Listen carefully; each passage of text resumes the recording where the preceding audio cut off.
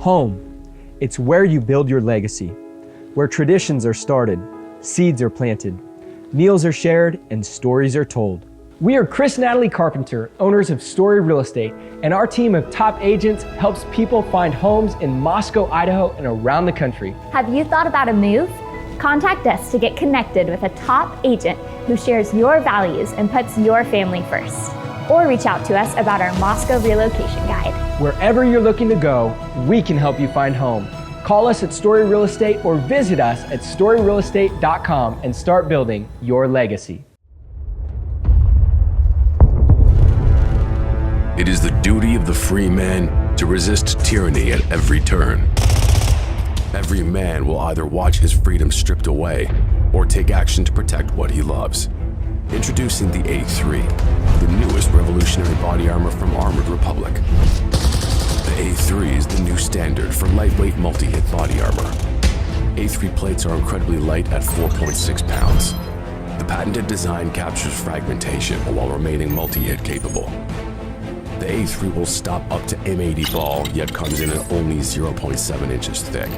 The A3 is the thinnest NIJ .06 compliant or certified composite standalone plate that includes the drop test.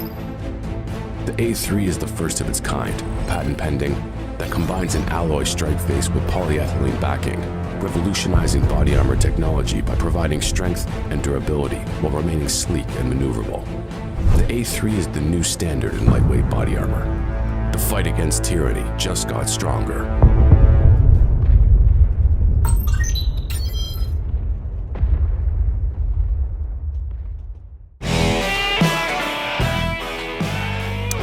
Hey y'all, good evening.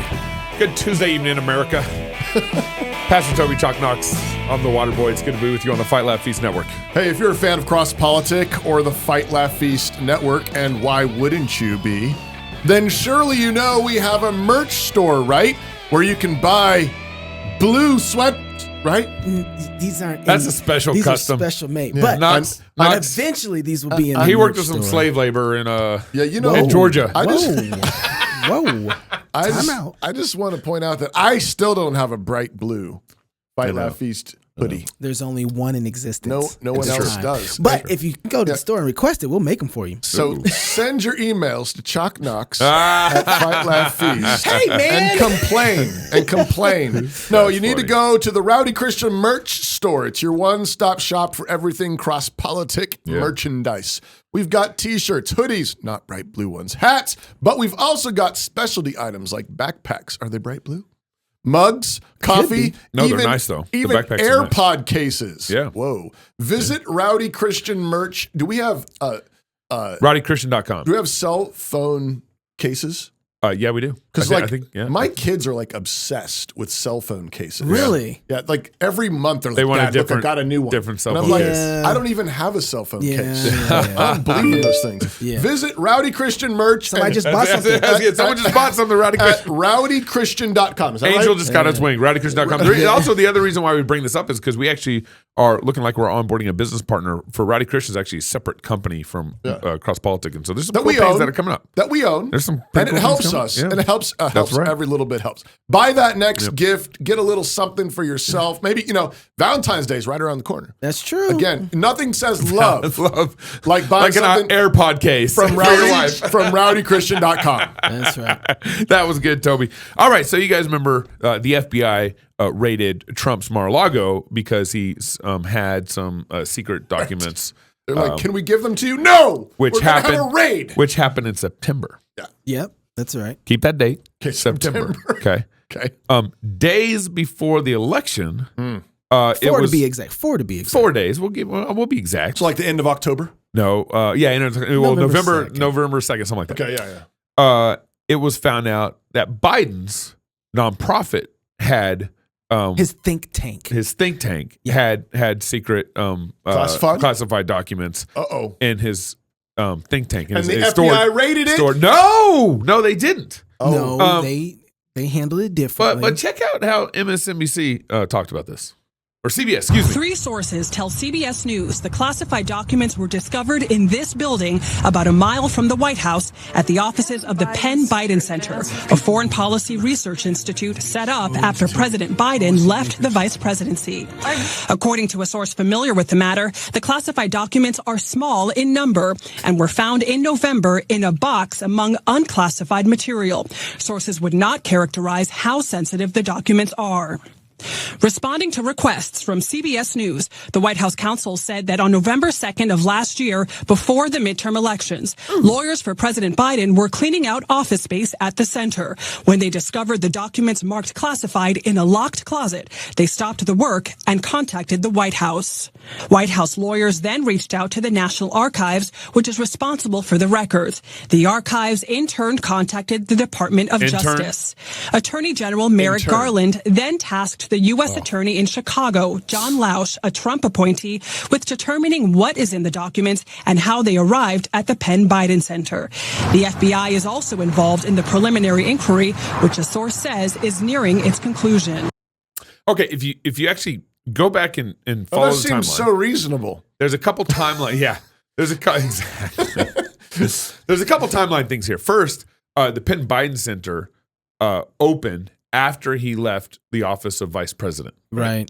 So as Knox pointed out earlier, this is a point that that slipped past my mind, was that means the documents had to be stored somewhere to eventually be transferred into the Penn Biden Center after it was open, after he left vice president, VP. Right. Yeah. So they were there. They've been there for a while. They've been there for a minute. Well, they've been not where they're supposed to be for a while. Right, exactly. Yeah, We don't know where they've been. Wherever there is, that's where they were. They were. And secondly, what happened? I mean, lawyers cleaning up documents, or They were cleaning out a They space. were getting the dust buster out. Doesn't your closet ever get cluttered? Gabe? By lawyers? I call lawyers when I to clean it out. That's actually a really good point. Because what do you mean? Well, because they're saying they're not in a place where somebody else who didn't walk in there and find them like a custodian. That's right. Right. Lawyers were the ones they were cleaning. When a lawyer comes to clean up a building, they don't play. They don't play. They right. get everything. Lastly, the only person who can declassify documents is the president. So here's where the goofy rub is at for me. Was President Trump can declassify his documents. And the National Archives can't argue with him. He's the president. He can do it. Right. The vice president can't declassify. So the vice president took classified information, put it in some sort of storage, and then moved it into his new building. Well, you don't know yet.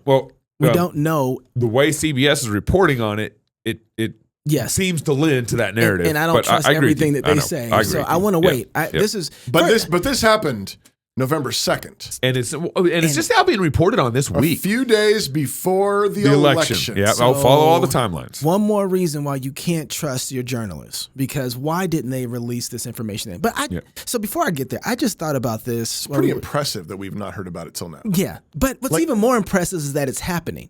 Yeah. That we're finding out about it. No, that it's even happening. Look, guys, we live in... This has to be God telling an amazing story. Wait. That's what's happening. That this is even happening in this kind of way. We just got done making a huge fuss out about of September's Trump, Mar-a-Lago raid. Yep. And it just so happens that we have the sitting president with some... I know the stories are different and the way they're engaging are different. They should raid the White House. But I think as Christians, you just have to sit back and say, wait a second, can somebody pop me some popcorn? Guys just having a little fun. Like, this is amazing. Yeah. I mean, this is, you see it so much that there's one trap set for you, and then this comes up and it's like, oh, look, are you going to judge this the exact same way? Are you going to act towards this the same way you were before? That's like right in front of their faces, and we're all getting a chance to watch it. Right. And I don't think, I kind of just want to step back for a second and watch the situation. I know that everything isn't one-to-one. I don't expect it to be, but I'm wondering how they're going to handle it. Because God just put a situation in front of us where they condemned this one man for this way of his house. It didn't matter. It was information. They didn't even take into consideration all the realities of the legality of it. They're doing it right now. They're going through the process. Yeah. So they're trying. We'll see. But the way they jumped to the conclusion, why didn't they have the same conclusion about Biden? Wait a second, Mr. Biden. What else is in your other houses? Yeah. How many other documents that you've had roaming around here that we don't know about? They didn't jump to those conclusions. Why not? Well, okay, let's just wait. Let's wait and see how they handle the whole situation. Yeah. And keep a little pressure on it. This is why journalism is so important. We need good, godly journalists to say, somebody should say to the public, we're sorry, we missed this. Yeah. How in the world? Right. I'm November 2nd. I'm really surprised that, like, I mean, especially with some of the like really angsty, Right. Trumper types. Yes. I mean, they're people that people that I really don't trust actually because they're just reactionary. Yeah. They like any mud will do. Fling anything at the left. And scream at any kind of perceived inconsistency. How in the world were they able to keep this under wraps? Except, I guess, the FBI just is. I mean, it's telling you. Like, I'm still wanting to wait and watch all this roll out, but I want to keep the kind of pressure on it. And the way you keep the pressure on it is by journalists. There isn't ask good questions. Ask good questions, and the journalists just say, "Wait a second, I'm going to break this thing down the same way that we broke down the what's the kid in." With the shooting, I saw the whole trial in my head. The kid with the gun out. Rittenhouse trial. Remember when Rittenhouse happened? All of a sudden, I think it was the Times put together a magnificent piece of all the gunshots in the timeline. And I was like, I've never seen anything like. I need that kind of journalism happening to this situation right now. Let's work it all out. How long has he had these files and nobody known about them? Were they declassified by Obama? Let's wait and ask the right questions and see what happens. But don't just jump on it and start hammering it until we know those things. Well, and here's why our journalism is just fraught with corruption. I'm going to pull a little audible here. Okay. A little audible. I didn't know about this. The Blaze did a FOIA request that found out HHS, Health and Human Services. Health and Human Services. Does the government even know what a human is anymore? We don't know. Yeah. They pulled this FOIA request and found out that HHS purchased advertising from major news networks, including ABC, CBS, NBC, Fox News, CNN, MSNBC. Who pulled it? New York Post. This is Blaze. Our boys over at the Blaze. No, right? I mean, but they okay. They pulled the FOIA request. Los Angeles Times, Washington Post, digital media companies, Newsmax. Even Newsmax. Okay. Newsmax. Okay. Speaking of reactionary. Yeah, exactly. And they found out that HHS spent millions of dollars to basically build vaccine confidence, to put out commercials and media through all these outlets to build vaccine confidence. Okay. And that's on top of kind of all the earned media that they got with Fauci. But when you're spending millions of dollars to get your commercial on ABC, what are you going to do? You're going to get Fauci on any time they call.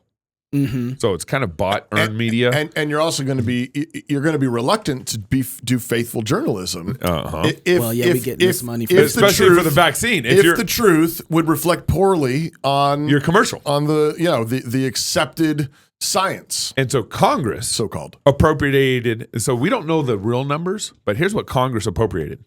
They appropriated $1 billion in 2021 for the Secretary of Health to spend on activities to strengthen vaccine confidence in the United States. Wow. When was $1 billion. 2021. Yeah.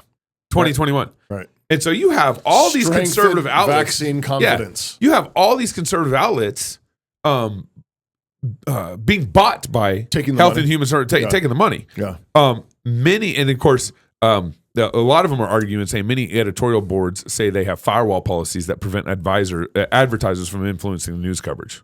Bull. Are you? Yeah. Bull. Right. Are you looking up the verse about not taking gifts? No. Yes. Yes. That's exactly what I was thinking about. Yeah. I just read it this morning. It's like in Exodus 22, somewhere in there. Yeah. And do not take a gift because it blinds the eye to justice. That's exactly right. It makes you blind. And I think other people realize that. I mean, just when you're beholden to somebody. Mm-hmm. It just begins skewing reality. This is the one day I didn't bring my Bible, so I don't have it. I could find it, but it's in there. But here's what I want to point out. This kind of little shameful plug here.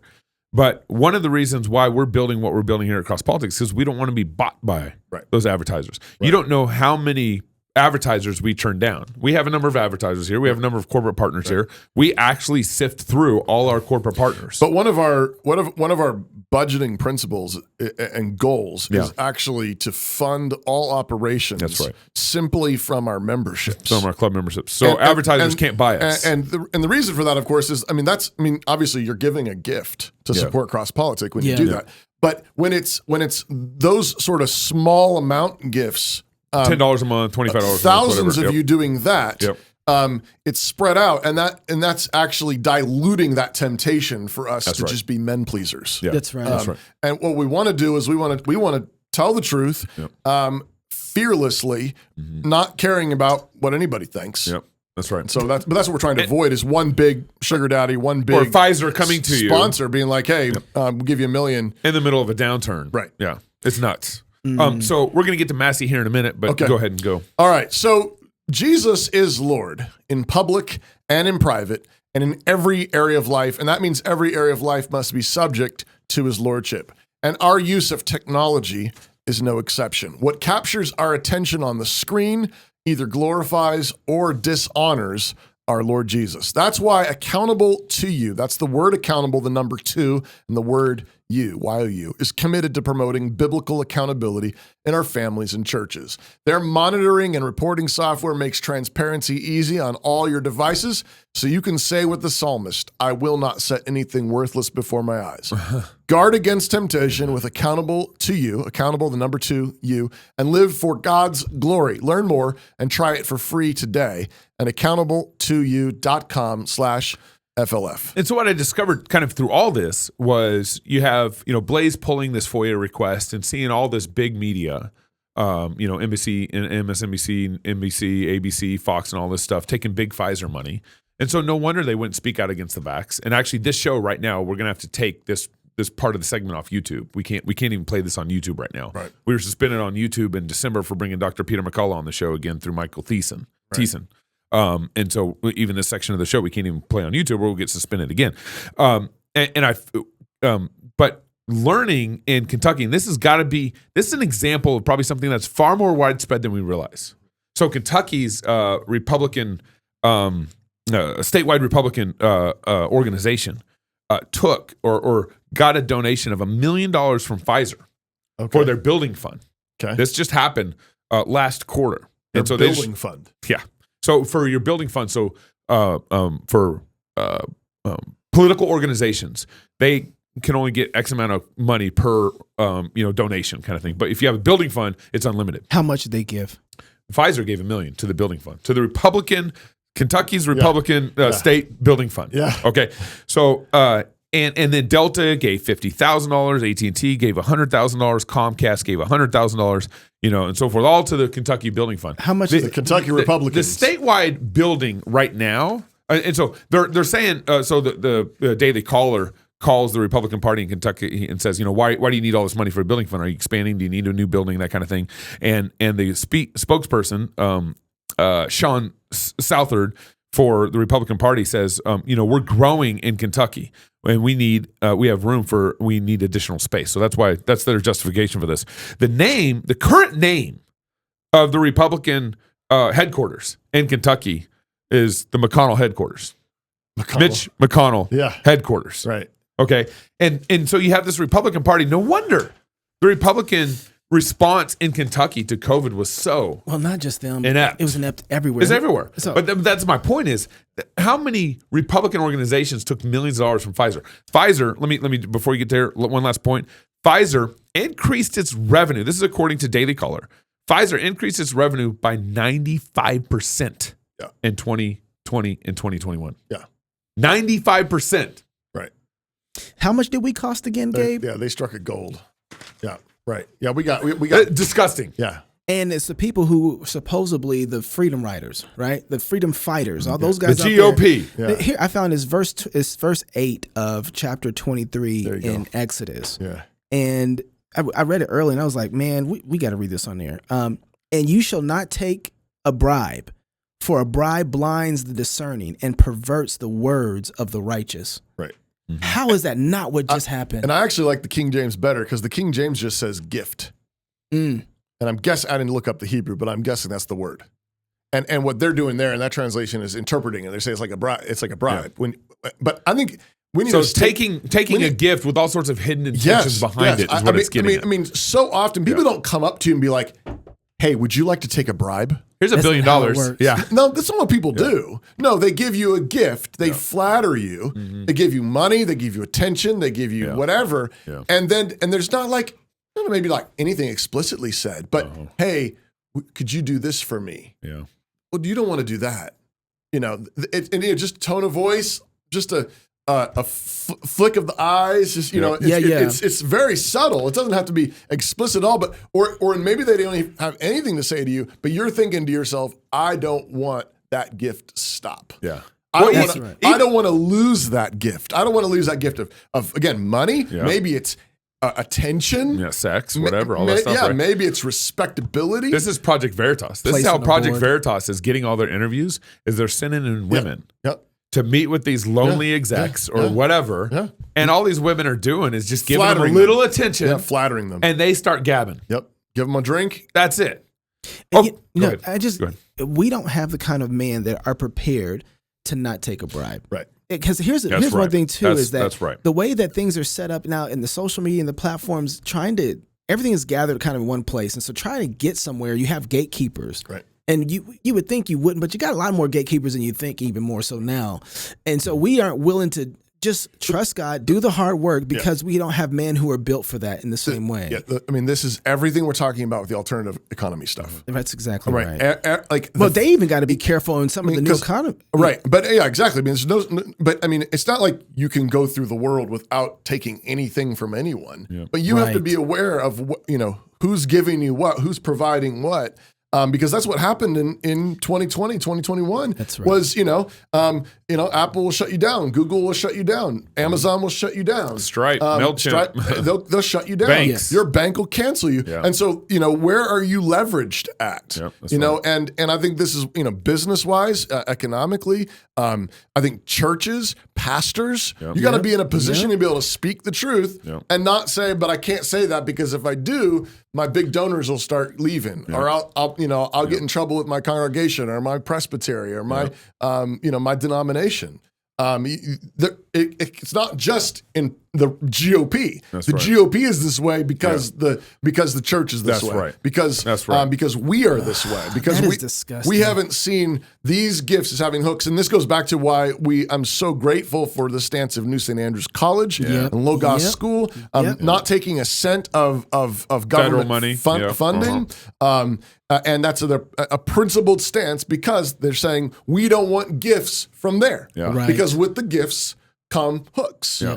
And so I think it's the same thing. You got to be careful about debt. You got to be careful about debt anyways, and recognize that, if you do take on some debt in some place, you belong. The debtor is a slave of the lender. Yeah. It's right. And so striving to be debt free is striving to be free. Yeah. That's right. And so this was came back up on our radar, but I think the timing of it was really important. This Dr. Joseph Fraiman, last year, so he was total doctor, pro lockdown, pro vax, pro everything. Okay? Yeah.